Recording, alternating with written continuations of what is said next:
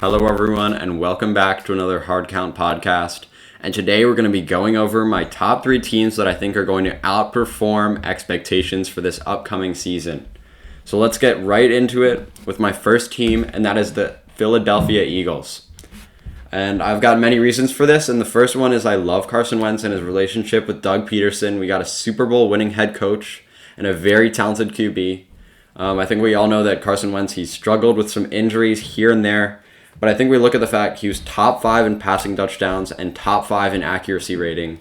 And I think this offense is set up for success because of Carson Wentz for next season.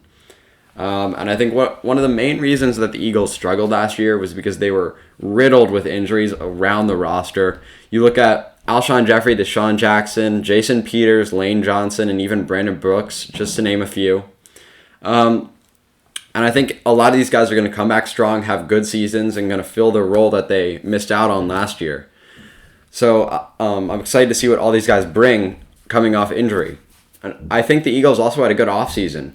They addressed their cornerback position with Darius Slay, who was definitely a number 1 corner. He had a top 10 coverage grade and was top 10 in catch rate allowed, and only allowed 2 touchdowns all season. It's a big upgrade from Ronald Darby at that number 1 corner spot. And then also in free agency, they added Javon Hargrave on the interior, which I think will make this Eagles run defense, which was already 4th in run defensive DVOA, I think it'll make it one of the best run stop units in the league next year. So I really liked what they did in free agency. They only added a couple guys, but they were big guys that are really going to help that defense, which struggled at the end of last year. So then we look at what they did on the offensive side of things in the draft. They added Jalen Reagor. I really like this pick more than some other people did. I can understand why people would have thought that they were going to pick Justin Jefferson, but what it looks to me is that the Eagles wanted someone who could play more on the outside of the field. And I think Jefferson's high production may have been largely attributed to LSU's offense last season, so we don't know if that's going to carry over into the NFL. Last season, Justin Jefferson had 69% of his throws thrown to him as accurate. We all know. His quarterback last season was Joe Burrow, who's the clear number 1 pick this year, and to the Bengals. So maybe that is a warning sign for Justin Jefferson. However, Jalen Reagor, he only had 31% of his throws considered to be accurate last year, greatly hindering, I think, his full production. And so now with a reliable quarterback like Carson Wentz, I think it will definitely help him having someone reliable, and I think he could definitely turn into something big. So not only did they add Jalen Reagor to that wide receiver room that had a lot of injuries last year, they added Marquise Goodwin. So now going from a receiving core that was weak and was very shallow, now you've got 2 extra guys who are going to provide much more depth on that depth chart and will allow you to be much more flexible and do more things with that offense. So I really like those pickups with the Eagles. Another thing to look forward to on that offense is progression from Miles Sanders. He had a tremendous showing at the end of last season. The Eagles offense needed that number 1 guy after Alshon Jeffrey and Deshaun Jackson were injured. And that's exactly what Miles Sanders stepped up to do, which led this offense into the postseason. He really was able to become Carson Wentz's number 1 guy. So I'm excited to see where he goes this year. And that's just another thing to look forward to for the Eagles. So now I'm looking at the schedule, and I think that they could easily get off to a great start. They have the highest odds in Vegas to start 3-0. They play at Washington, at home against the Rams, and then away at the Bengals. 3 games that are definitely winnable for the Eagles there, and I think they could definitely start 3-0, which will be a huge boost of confidence for them early in the season that I think could definitely push them to a playoff run and a division title. So I think you look at a combination of a healthy top 10 QB, the return of many players, and I think they really filled their needs as well. So I think it's perfect storm for success for this season for the Eagles. So let's move on to my next team, the Detroit Lions. And the reason I have the Detroit Lions here is I think we're going to start again here with the quarterback, Matthew Stafford. I think he's another borderline top 10 QB, and I don't think a lot of people give him that sort of recognition. He got injured at the start of last season, and he was replaced with David Blau, isn't Matthew Stafford, and they really struggled at the end of the season because of it. So now Matthew Stafford is back and hopefully healthy. And we look at it, and he was sixth in true passer rating, second in yards per attempt. He keeps the ball out of harm's way. He was 36th in amount of interceptable passes and 31st in the amount of his danger plays. So he's able to keep the ball safe. And I think this team has been built pretty well around Stafford on that offense. The offensive line may be the weak link of the offense. However, it's 18th in pass blocking DVOA, which I don't think is terrible at all.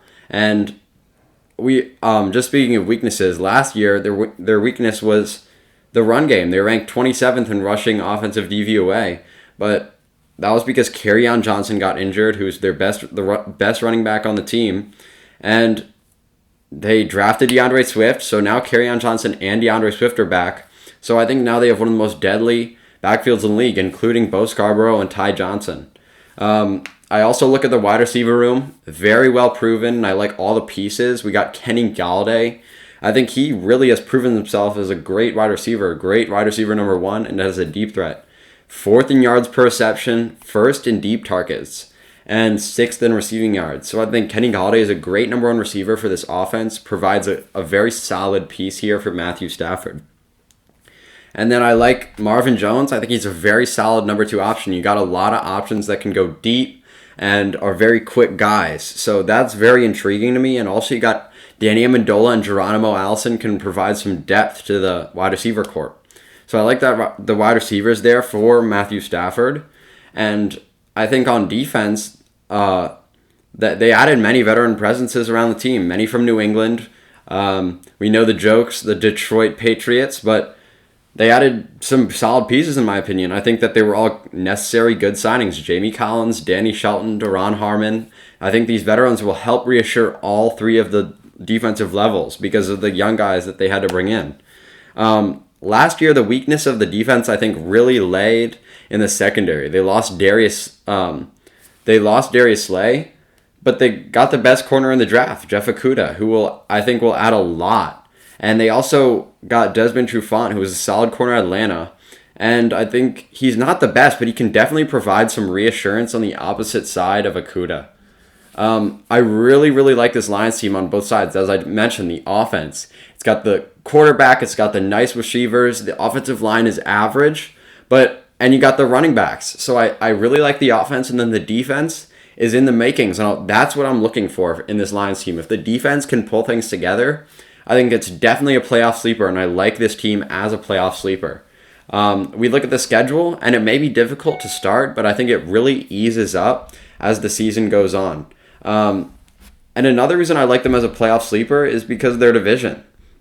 The Vikings lost Diggs, Everson Griffin, and some other key guys on that defense. The Packers, I expect to definitely regress from 13-3 last year, so it definitely is a winnable division for the Lions. And a lot of people have them completely out of playoff contention, but I love Matthew Stafford. Again, they solidified all levels of their defense, and they have a solid all-around offense.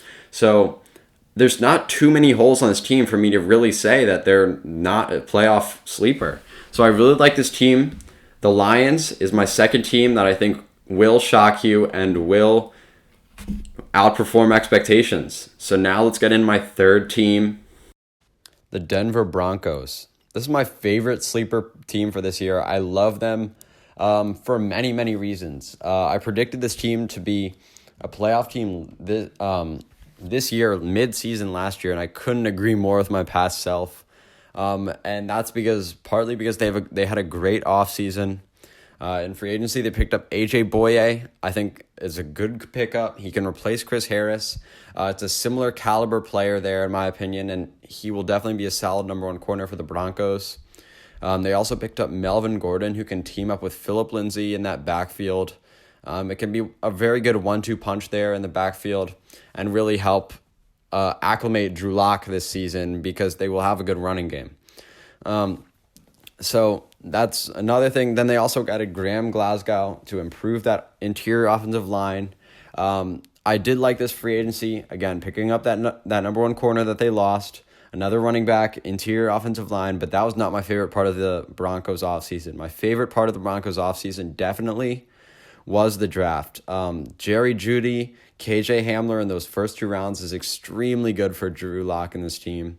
They also added Lloyd Cushenberry, who in my opinion will start immediately at center.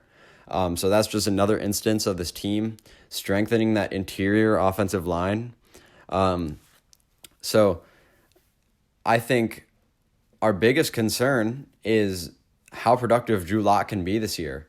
But as I said, they are making him comfortable by giving a run game, and they just made it pretty easy on him because of the wide receiver trio that they gave him. Jeudy, Hamler, and Sutton, which I think is one of the most deadly trios in the league. Because, you got KJ Hamler. He's a great deep threat. He's as dangerous as anyone in the class almost in terms of deep threat. And so I'm interested to see how they use him in this offense. Also, you got Jerry Jeudy, who's one of the most sound receivers in the draft, very solid. And then you got Courtland Sutton, who's a physical specimen, criminally underrated in my opinion. So I really, really like this offense. I don't see, and again, the main concern for us is Drew Lock, but last year he was 4-1 with this team, and really helped close off the season well. And when we look at it, he had a very high true completion percentage, and his red zone efficiency was very good as well. So there's definitely hope for Drew Lock, and it's not just a shot in the dark. So I definitely have confidence that they may have found their guy here in Drew Lock. But as I just said, that offense is great due to that receiving trio, new running backs, additions to the interior offensive line, which all take pressure off Drew Lock. And hopefully we see a continuation of Drew Lock's end of season success. But I think the defense is also something to really look forward to. I think the defense last year, it held opponents to 24 points or under in all but 4 games last season. And so that's very, very impressive. And I think we get Bradley Chubb back this year, great third-year pass rusher who missed 12 games last season due to injury. But now, what do we have? The duo of Bradley Chubb and Von Miller back. And I think it's going to be a problem for all offensive lines in Vic Fangio's defense. That's going to be very exciting to watch. I'm excited to see those sack totals and see how they are able to get in QB's faces. But then, as I mentioned, they added a veteran corner in A.J. Boye who can serve as the number 1 guy for that defense. They also have a stud strong safety in Justin Simmons, who I only expect to get better this year. And Kareem Jackson and Justin Simmons, I think that's an awesome duo to have at the back of your defense. So I expect this defense to be one of the best in the league, as there's no real holes here. I think it's solid top to bottom. And again, the whole weight of this team is really laying on Drew Lock's shoulders, but the Broncos did everything they could to help make him comfortable. And I have real confidence that he will have success this year. So I think the combination of the lethal offense and defense that will only be better than last year will set the Broncos team up very well to be a playoff team and even a Super Bowl contender. We'll see, because we think the Chiefs are going to win the division, but I think Broncos definitely will take a wild card spot and give a lot of the top AFC teams a run for the money. But that's it for the podcast. Thank you guys so much for listening. Like, subscribe, or dislike. I'd be happy to hear you guys' feedback, and if you made it this far, thank you very much. Tomorrow I'll be releasing a video on which teams I believe will underachieve expectations, so look forward to that. But for now, hope you enjoyed the video, and peace.